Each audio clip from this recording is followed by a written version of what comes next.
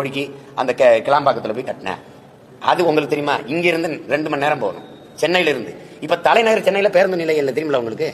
நான் எங்க இருந்து வந்து இறங்கினாலும் அங்கிருந்து வர கிளாம்பாக்கத்துக்கு 1000, எங்க ஊர்ல இருந்து வர கிளாம்பாக்கத்துல இருந்து சென்னைக்கு வர ஒரு 1000. இந்த மாதிரி அறிவார்ந்த ஆட்களை எங்கேயாவது நீங்க பாத்திருக்கியா? எது ஒன்னாவது நாங்க கேட்டதை செஞ்சிருக்கியா? 1000 ரூபாய் கேட்டு குடும்ப தலைவிக்கு 1000 கொடுங்கன்னு எந்த எங்க அம்மா பெரியம்மா வீதியில நின்னாங்க?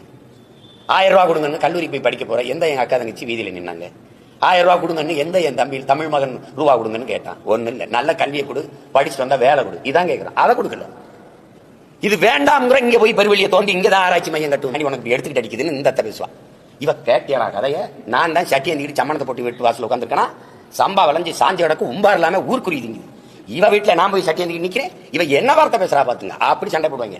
எது அருமையா இருக்கடா. இந்த தெருச்சண்டை தான் டிஎம்கே ஏடிஎம்கே 60 ஆண்டுகளா போடுது. இது அண்ணா பல்கலைக்கழக மாணவிங்க, நீ பொள்ளாச்சி பாலியல்